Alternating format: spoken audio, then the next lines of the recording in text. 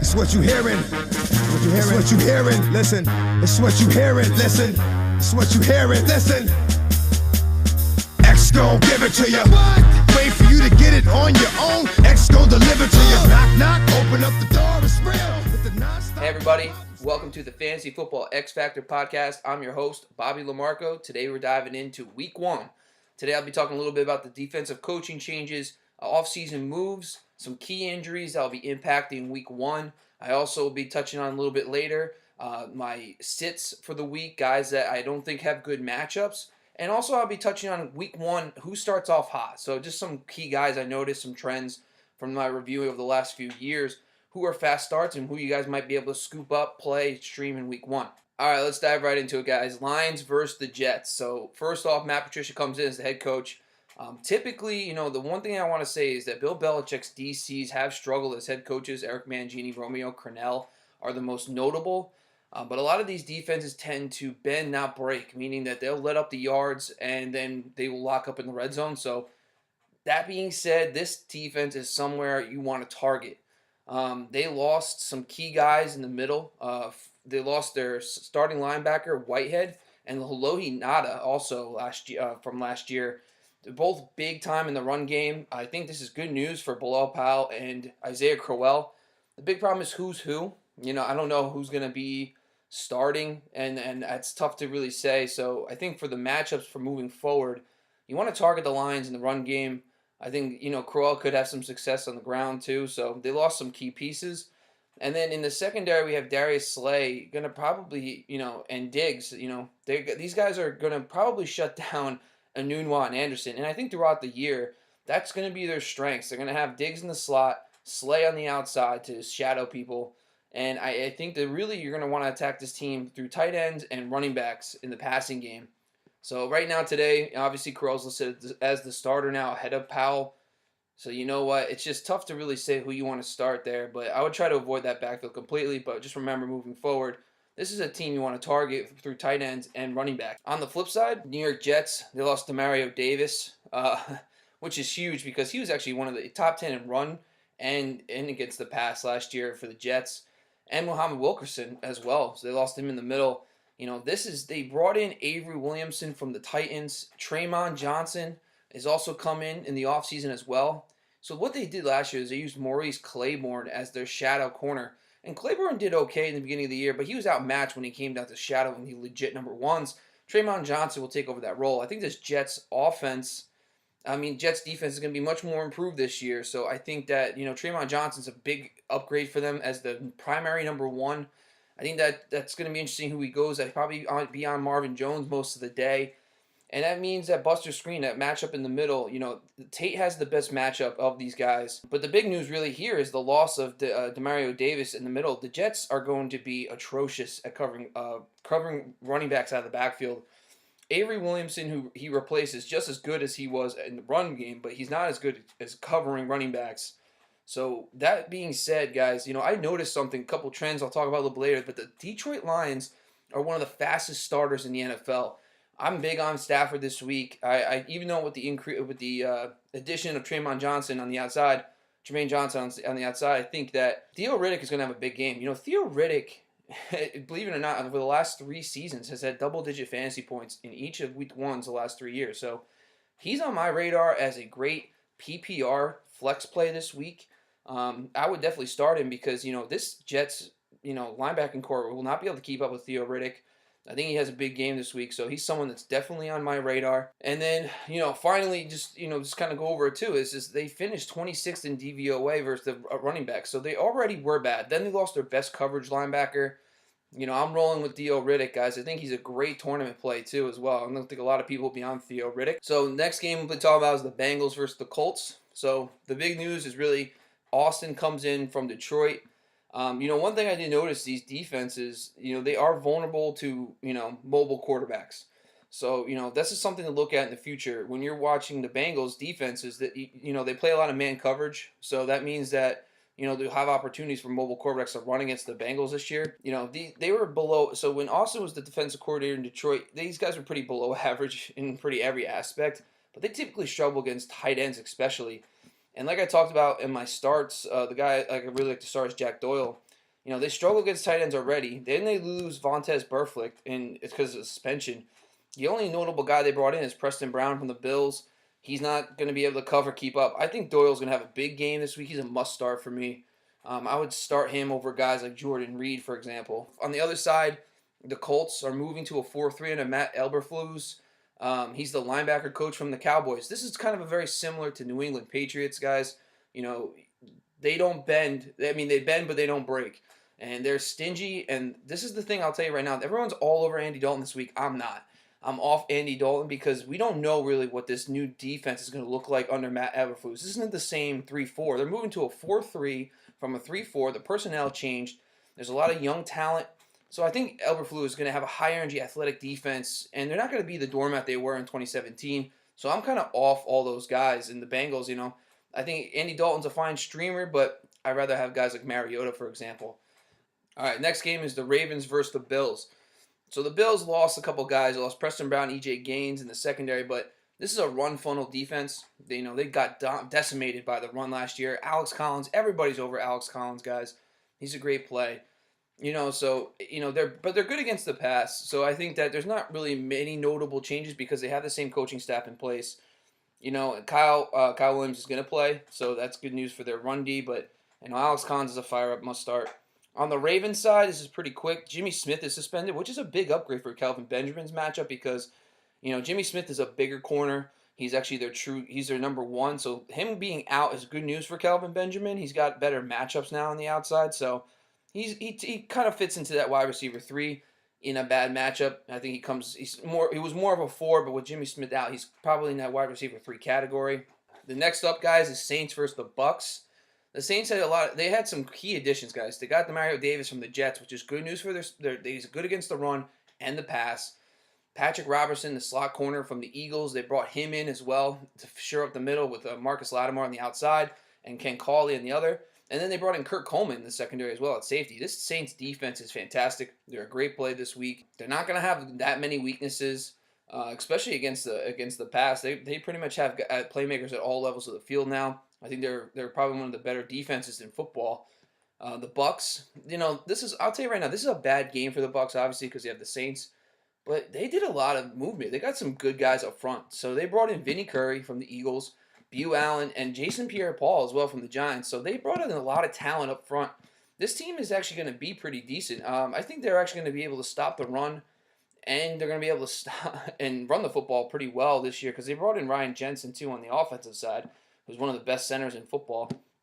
So I'm actually kind of looking forward to see how this Bucks team. I think they're poorly coached, which is going to be the end of the demise. But I'm a big fan of Jameis Winston, guys. But just to focus on what we're talking about here. So the Bucks won't have Brent Grimes and Devontae Harris in the secondary. One of my biggest starts of the week, guys, is Ted Ginn Jr. I love Ted Ginn, but his primary matchup was going to be against Brent Grimes. Grimes is out. He's going to be up playing mostly against backups in the secondary. So I think Ted Ginn is going to be a nice, tournament play. I'm playing him in my FanDuel lineup this week as well. All right, next team is the Rams versus the Raiders. These two teams probably have some of the biggest turnover out of all the teams on defense. Ndamukong Suh comes in, Marcus Peters, Aqib Talib all come in, Tremaine Johnson, Alex Ogletree, and Robert Quinn all leave. Suh being in that middle is going to help this run D that was pretty bad last year. But the outside, this is why I kind of talk about Amari Cooper later, guys. He's one of my big sits this week because he's got Marcus Peters on one side, Aqib Talib in the other, and they also have a dominant slot corner as well, all finished inside the top 20 in Pro Football Focus cover grades last year. On top of the fact that they got Sue and Donald in the middle. It's just an insane defense, all coached by Wade Phillips, who's arguably one of the best defensive minds in football. So, I'm not a big fan of Amari Cooper this week. On the other side, the Raiders, they brought in DC Paul Gunther. Paul Gunther's defenses are typically exploited by tight ends. Obviously, the Rams don't have the quote-unquote pass-catching tight end that we think yet, so I wouldn't really go in. But moving forward, you can attack this defense through tight ends. They lost Mack, but a lot of their moves they made some interesting. They took Whitehead from the Lions, who's actually very good against the run. Rashard Melvin from the Colts, in the secondary. Derek Johnson, actually, from the Chiefs they brought in. He's good in pass coverage. Frosty Rucker from the Cardinals is good against the run, and Marcus Gilchrist, the safety. So, they brought in a lot of there's a lot of movement here. But what I really want to focus on is the pass-catching running backs. So Derek Johnson's actually pretty decent at covering running backs out of the backfield. But my thing is this: they finished 30th last year in DVOA versus RBs, and Gunther's defenses you've been able to exploit that matchup. So I would definitely target the Raiders versus pass catching RBs. So Todd Gurley should eat in this game. All right, next up is the Vikings versus the 49ers, guys. Sheldon Richardson comes in from the Vikings. He's sure up that he's just dominant too. So I mean, this defense got better with Sheldon Richardson now in the middle. I just think that the only thing right now is Xavier Rhodes is questionable. If he's out, you could probably fire up Marquise Goodwin, but I'm sitting all my 49ers this week. Obviously, you know that. The 49ers on the other side, they brought in Richard Sherman at the for the cornerback position. But the thing is with Richard Sherman, he's coming off that major injury, so it's going to be interesting to see how quickly he can reacclimate himself. I'm still firing up Diggs and everybody in that matchup. The key thing here right now is that the 49ers will be out without all three starting linebackers this week. So Latavius Murray and Dalvin Cook have good matchups, but my big focus is Latavius Murray. He's my start of the week. He's a guy that I would love to have in my lineup because all three starting linebackers for the 49ers are going to be out. On top of the fact that Dalvin Cook is going to probably be eased back in, I think Latavius Murray has a big week this week. All right, guys. The next matchup is the Packers versus the Bears. Like I talked about with the Packers, Mike Pettin comes in. I love Mike Pettin's defenses. His defense are focused on not giving up a lot of passing yards, and he's more susceptible to the run. So I think Jordan Howard's a fine play. Where to kind of attack this defense is they lost Morgan Burnett. So that's one thing. You might be able to. He was actually the main guy that covered tight ends last year. So I think Trey Burton is where you win in this matchup. On the outsides, they brought in Tremaine Williams from the Cardinals. To be as another corner, and they also brought in Muhammad Wilkerson to shore up that defensive line too against the run. They were already good against the run, and plus Pettin's defense are better against the pass. This is a match made in heaven. This is my most improved defense. This is kind of reminds me of Jim Schwartz when he came in for the Eagles, Wade Phillips last year with the Rams. This is my defense this year. I really feel like the Packers are going to make some big leaps this year. It's also important to note that the Packers lost their backup. The guy that was supposed to be replacing Morgan Burnett is going to be out this game. So Trey Burton's going to have a big game this week. On the flip side, the Bears, obviously, they added Khalil Mack. This Bears defense is very good, but they're facing Aaron Rodgers. You're playing fire up all your guys. There's nothing really notable outside of Khalil Mack coming in. But the other thing we talked about in the Bears podcast is Vic Fangio stayed, which is big. This defense is going to be a top 10 defense this year. So, outside of this matchup, I think Aaron Rodgers, he's Aaron Rodgers. Plus, Aaron Rodgers is one of those hot starters. Green Bay is one of the better teams to start off the season. Week 1, we'll talk about that a little bit. All right, next matchup is the Browns versus the Steelers. Guys, I'm going to tell you right now, stay away from this game. The weather forecast for this game is insane. So, it's just, I don't want any part of that outside of the running backs, Carlos Hyde. You can play James Conner, you can play, but, Antonio Brown is the one guy that you can think about, but everybody else sit him. I'm telling you, everybody. Juju, David Njoku, you name it, you sit him. I mean, even Landry, I'm considering sitting this week because this is going to be a mess. I mean, they're talking up to 40 miles per hour winds. I'm not going to deal with the headache. I'll find out other alternatives. But the two I want to know is the Steelers, Morgan Burnett, and John Bostic. So John Bostic comes in because we all know once Ryan Shazier went out last year, the Steelers' run game went down the tubes. John Bostic comes in from Indy. He's actually pretty good against the run, so that's better news for the run defense. And Morgan Burnett's also very good against the run, but he's their main coverage guy for tight ends. That's great news for that defense, which should be better, more improved against the tight end as well. So I would sit Njoku. The Browns side, nothing really notable to really talk about. They lost Danny Shelton in the middle. They traded him to the Patriots this year, but outside of that, nothing really to talk about. All right, Titans versus the Dolphins. This is one of my favorite games to kind of target. I kind of like the flow of this game. Very high scoring could be. Dean Pease comes in. He's the new defensive coordinator for Mike Vrabel. Fun fact, he was actually Mike Vrabel's position coach in New England. Dean Pease is the former Baltimore Ravens defensive coordinator. He's been there for a couple of years. They've been very good at keep taking away number one options and during his time there. I think that continues with Malcolm Butler. So you're kind of looking at secondary targets. And like we talked about in some of these other coordinator changes, tight ends and running backs are a great way to attack this defense. There's some turnover on defense, but they brought in some guys. So they brought in Beanie Logan from the Chiefs. They brought in Malcolm Butler, like I just talked about. Kenny Vaccaro places their injured strong safety, and Bobby McCain too as well comes in for the Titans. They will be missing Rashad Evans. And I think this matchup is just set up for Kenyon Drake's blow-up game. Last year they struggled. They gave up the most passing yards in the NFL to running backs last year. I'm actually looking forward to starting Kenyon Drake. But also the other way I want you attack this team for the Dolphins is going to be in the middle of the field. And Danny Amendola has a plus matchup against Logan Ryan. So I would actually sit Kenny Stills. I'm not interested in Kenny Stills this week. They have good outside corners for the Titans, so I would definitely avoid Kenny Stills this week. Amendola is actually a better start, especially in any PPR format. He's got a winnable matchup in the middle. So on the other side, the Dolphins, they lost they bring in Robert Quinn, but they lose Sue. And my biggest thing with this team is that they're going to be atrocious against the run. It's a big Derrick Henry game. Also, Deion Lewis has some success in the past because he played with New England Patriots. He had 5 catches for 50 yards one game last year. But this profile is a big Derrick Henry game. Actually, according to Warren Sharp's statistics, they actually have one of the worst. They give up the most explosive run plays. I think Derrick Henry can break a long one in this game. So I'm starting Derrick Henry in my DFS lineup this week. Next matchup is the Seahawks versus the Broncos. Sheldon Richardson leaves for the Seattle side. Sheldon Richardson leaves. They replace him with Tom Johnson from the Vikings. Ironically enough, they swap spots, which is a downgrade for them. But, obviously we talk about all the offseason movement. We know Richard Sherman left. We know Cam Chancellor's gone. But the biggest loss in the middle is going to be KJ Wright. KJ Wright is great against the pass and the run. This is a boost to Royce Freeman's matchup. So I think Royce Freeman's a great RB2 this week because KJ Wright is going to be out. So essentially this defense is going to be Bobby Wagner. When you lose players in the offseason, they plan for it.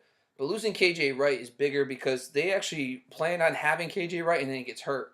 So I think KJ Wright's loss is a lot bigger than like Richard Sherman, for example, who they've already planned not having for the whole offseason. So I also think that Pete Carroll knows what he's doing. Now that they got Earl Thomas back, I think Pete Carroll knows how to coach defense. So I think this defense will be better than people think. He's always been great at finding these young, talented cornerbacks and later in the drafts too. So I'm not really worried about it too much. I think just the loss of KJ Wright is a bigger concern for me. With Royce Freeman's matchup is good for him. On the flip side, obviously the Broncos are kind of steady. They brought in Bradley Chubb. So this matchup actually geared towards Nick Vannett. Like I talked about my stream of the week. Go read my stream of the week article on the Instagram. I talk a little bit about why they were 30th in DVOA against tight ends. So I'm a big Nick Vannett guy too. He's a big guy. He's 6'6". He's a big boy. So I think he's going to be able to get you a touchdown this week. That's my bold prediction there. Next matchup, Chiefs versus the Chargers. So this is one of the games I did the 180 on. So early on, I was pounding the Chargers. I love the Chargers. I was all over Phillip Rivers. He was the start of my week. PSA announcement, it's flipped. I'll tell you why. So first off, I'll tell you the Chiefs' defense is bad. So Phillip Rivers is going to be fine. That offense is going to be fine. Eric Berry is doubtful for this game. They lost Beanie Logan and Derek Johnson on the defensive side. They brought in Anthony Hitchens, plays Derek Johnson, and they also brought in Kendall Fuller in a trade. But if you listen to the Ross Tucker football podcast, they talk about Evan Silver brought up the fact that they have 3 slot corners as their starting corners. I think Keenan Allen eats in this matchup. I think the matchups on the outside are good as well, so I'm fine. But it's the other side of the ball which I'm really excited about. So my big tournament DFS stack is Pat Mahomes and Kareem Hunt. The reason why is the Chargers will be out without Joey Bosa and Corey Lugent. So their 2 best interior pass rushers and run stoppers are gone. I'm also big on the fact because Andy Reid, his offenses, week 1 blow up. Alex Smith was the number 1 quarterback last year. 2 years before that, they were top 10. The Kansas City Chiefs are one of the best prep teams in football week 1. They blew out the New England Patriots last year. I'm big on Andy Reid. I think they're going to be ready. I think this is going to be a great game to watch, but I think Pat Mahomes is a monster game. He's in my big tournament DFS lineup. I'm big on Pat Mahomes now because of what the losses up front, but also how Andy Reid preps his team week 1. All right, guys, Texans versus the Patriots. Texans, they shirt up the middle of the field. I think the biggest news is the fact that Mike Vrabel's out and then Romeo Crennel's in. Romeo Crennel is just a better defensive coordinator, guys. This is improvement, but also J.J. Watt's back. Whitney Merciless is back. This is going to be good news for the Texans, but they also brought in Aaron Colvin, who's the slot corner from the Jags, and also Tyrann Mathieu from Arizona as well. So the middle of the field is going to be shored up too. So they'll probably be much improved against tight ends and slot corners because Colvin will play the slot. So Mathieu, obviously Gronk's going to Gronk. He's the loophole in this, but that's just moving forward. Just realize they shored up some of those positions in the middle of the field defending those players. And also the fact of getting J.J. Watt back is great. But DC Romeo Crennel, he's fantastic. So I have no problems with the Texans, with their moves they made this offseason. I'm also looking forward to how they can do what they can do against the Pats. Patriots side, there's some movement too. This is why Lamar Miller is actually my sit of the week, because they brought in Danny Shelton from the Browns. They brought in Adrian Claiborne from the Falcons. They also brought Dante Hightower back from injury. I'll tell you a little bit later about why, but Lamar Miller struggled against the Patriots in the past, so he's my big sit of the week. Next teams are the Giants versus the Jags. So listen, the Giants have a big overhaul. Like I talked about in the post I made about the big changes with DCs, James Betcher comes over from the Cardinals. Listen, this defense is going to look completely different. And listen, his defenses excel against tight ends. This Giants defense the time is gone to go after this team. So don't get cute and start ASJ this week because he's playing against the Giants. This is a completely different defense. James Betcher takes away the middle of the field. Tight ends do not excel against this defense. So you can forget about it. But also I expect Janoris Jenkins to shadow more number ones this year. So, this week it could be Keelan Cole. I'm not sure if they'll shadow anybody, but if you keep that in mind, that moving forward, Janoris Jenkins is a very good corner. They'll use him kind of like they use Patrick Peterson. They also brought in Alex Ogletree from the Rams to run the middle of the field. I think the Giants' defense is still going to be susceptible to the run. The biggest news here is the loss of Oliver Vernon. Oliver Vernon's going to be out this game, so Oliver Vernon, his loss is going to be huge for Blake Bortles. But also James Betcher's defenses actually typically are vulnerable to mobile quarterbacks. Last year, Bortles against Arizona had 60 yards and 2 touchdowns on the ground. He can do stuff with his legs. It puts him on the streamer radar for me. So just keep that in mind as well if you're setting your DFS lineup. Bortles could have a nice floor because he's going to rush against this mostly man coverage team. On the opposite side of the ball, the Jacksonville Jaguars, they lost their slot corner, but his replacement's just as good. So the Jags are going to be great. Listen, I'm not really excited about any of the Giants players this week. I wouldn't start Shepard, or I would even try to avoid Evan Ingram because he's coming off the concussion. So if you can find a replacement like Nick Vannett or Jack Doyle, I would definitely consider starting those guys. All right, next matchup, guys, Cardinals versus the Redskins. So Steve Wilkes comes in. This defense is actually pretty efficient. When they were in Carolina, they ran some great. They play a lot more zone, which is going to be different for Patrick Peterson. Patrick Peterson's not going to shadow number ones as much as he did. They did use some shadow coverage for the Carolina Panthers, but not as much as they did in the past for the Arizona Cardinals. It's going to give them more opportunities, but the Cardinals were very good at getting off the field on third downs. They're also in the top 10 in time of possession and plays per drive, so that's a big difference from what we saw last year. So there's going to be a lot of changes. So Jamar Taylor also comes in. He's going to be the number 2 from the Browns. Listen, it's not going to be as simple as it used to be. It's not going to be, you don't start your number 1 receiver versus Patrick Peterson. He's not going to shadow anymore. So we'll just keep that in mind for this week and moving forward. For the Redskins, they struggled versus the run last year, but there's going to be a huge difference. The Redskins are my second, dark horse defensive team because they got some interesting guys up front now. They got the Bama boys. So Payne and Allen, their last 2 first-round picks, are both from Alabama, defensive linemen. Both big boys in the middle. I think that they have a chance to really shore up this defensive line because they're one of the very few teams last year that were top 10 in sacks and top 10 in interceptions. So this secondary and the pass rush is pretty legit. They just really struggled against the run. So if these guys can stay healthy, they might be able to improve this run defense as well. It's not going to be a cakewalk for David Johnson this week, but David Johnson's still one of the premier starts of the week. But I'm just saying, moving forward, the Redskins did a lot to improve their run defense this year. All right, guys, my last matchup I'm going to be talking about is Carolina Panthers versus Dallas Cowboys. So I just took a look at this. So, the biggest thing is up front. So up front, this matchup is key is that they brought in Dontari Poe. Dontari Poe comes in to play alongside Kewan Short for the Carolina Panthers. Their interior pass rush is going to be dominant. With Travis Fedricks out, it worries me about Dak Prescott. Carolina is, of course, if you read my article, I talked about they're one of my top streaming defenses for the week. They're actually under 50% owned on ESPN, guys. Go get them. They're going to have a great opportunity to rush Dak Prescott up the middle, and that's the toughest thing for quarterbacks, too, because that A-gap pressure is going to be bad. Outside of that, really, there's not much to talk about. They obviously lost their defensive coordinator, the Panthers, but the Cowboys, to me, under Rob Marinelli, they're just a well-oiled machine. Hopefully Sean Lee stays healthy. They're much better with Sean Lee. I was almost considering telling you to sit Cam Newton this week because his numbers versus the Cowboys over the 2 times he faced them, they're not special. I mean, he does get some yards in the ground. He got almost 100 yards in 2 games. But in the air, he only averages about 200 yards a game. When I saw he had 2 touchdowns, he gets you about 18, 19 points. He's not a Sherlock top 12 quarterback for me. Cam Newton, he's not going to explode against the Dallas Cowboys. I think they have some opportunities with Christian McCaffrey on the ground, but I'm just not really that excited about Cam Newton. So I would actually consider, he's a great season-long QB1. But don't play him in DFS, guys. I would definitely find some more high upside guys. All right, guys. So my last two segments I want to do is starts and sits, and then kind of go into detail about that, and also kind of want to talk about some notable hot starters for Week 1. So right off the bat, I want to talk about my sits. So my sits for this week, I just talked about Cam Newton, but Jimmy G and Big Ben. So Jimmy G obviously going against Minnesota. I hope no one's really starting him. This is a very bad matchup. Big Ben. Listen, I talked about first of all, number one, he struggles on road games. At 1 o'clock road games, he struggles. But now you factor in all this bad weather. Fade Big Ben Roethlisberger. The only guy in the passing game you want to play is Antonio Brown. If the weather was nice, I would have tell you to play Jesse James. So obviously we know the struggles from the Browns against the tight end. With Vance McDonald out, Jesse James got put on my radar for my DFS play. But the problem is that weather forecast scared me off. So you're only playing the guys on the ground. As another sit, my RB sit of the week is Lamar Miller. So last year, remember that big monster game that Deshaun Jackson had? Lamar Miller had 14 carries for 56 yards and no touchdowns. With the improvements made by the Pats, I don't expect Lamar Miller to have a big game this week. You're hoping for a touchdown, but even if he gets you a touchdown, he might get you 11 points in standard scoring.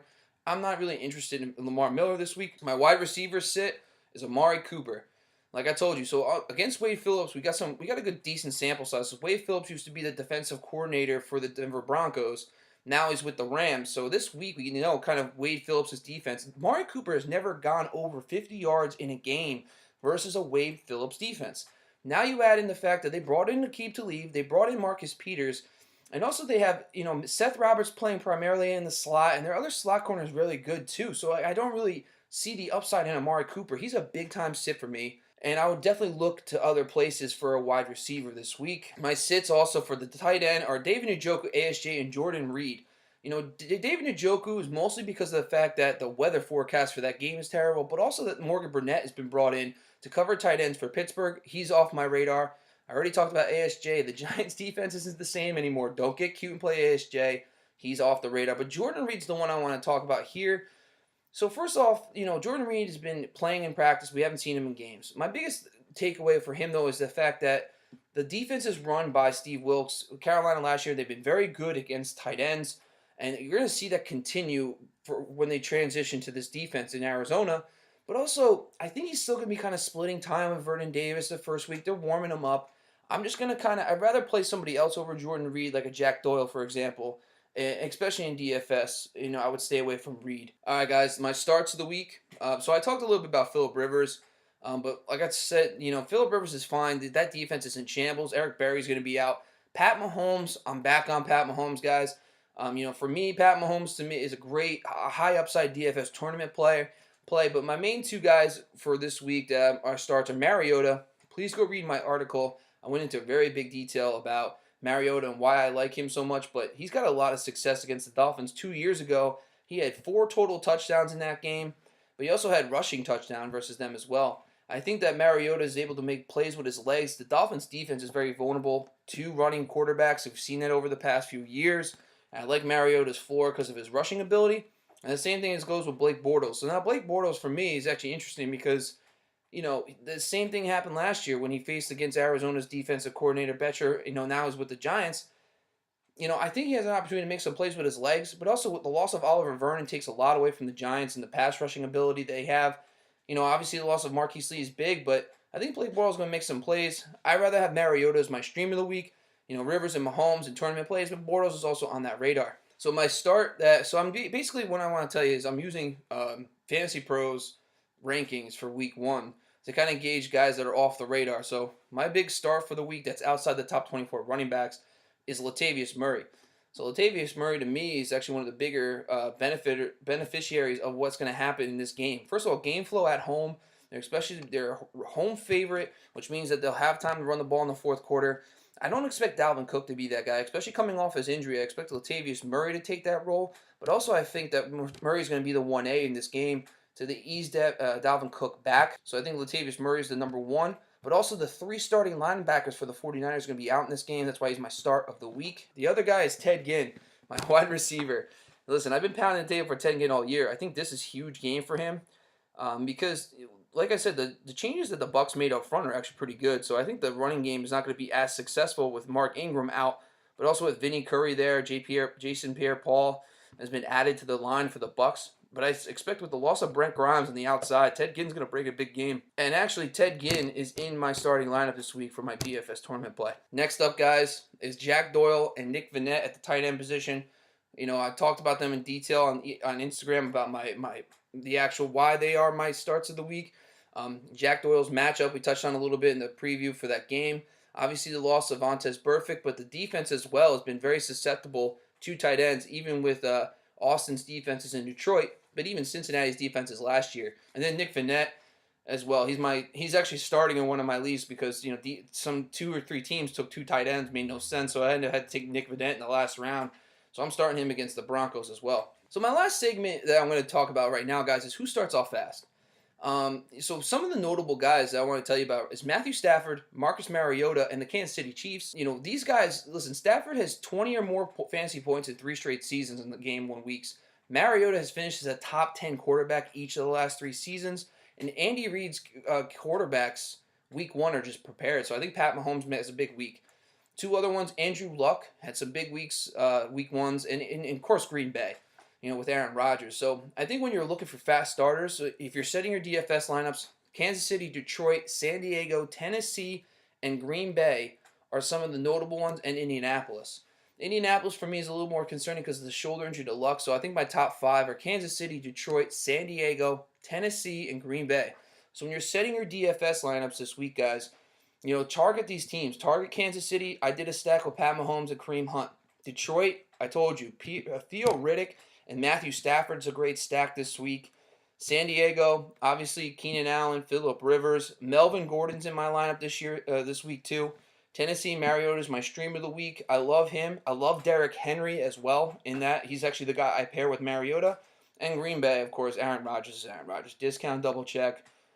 You know, I don't have any of them in my starting lineups, but Green Bay usually starts hot every year. All right, guys, that wraps up my podcast for the day. Please follow me at YouTube at Fantasy Football X Factor, also on SoundCloud, but also on Instagram and Twitter at FFX Factor, guys. I use all the medias. I put out articles. I put out little tidbits every day about fantasy football. I need to get my subscribers up, so I really appreciate the follow. Also, don't forget the T.Y. Hilton signed photo, guys. I only have 9 people signed up for this. This is a legit giveaway. I actually bought this off of pristineauction.com. I have it in my possession, ready to send it to whoever wins. So go online, go like the photo, comment, #Colts on the photo of the T.Y. Hilton signed photo. It gives you a chance to win. Also, make sure you subscribe to my YouTube channel as well. This is Bobby Lamarco. I'm your Fantasy Football X Factor. Thanks, guys. X gon' give it to you. Wait for you to get it on your own. X gon' deliver to you. Knock, knock, open up the door, it's real. With the non-stop pop out and stainless steel. Go hard, getting busy with it.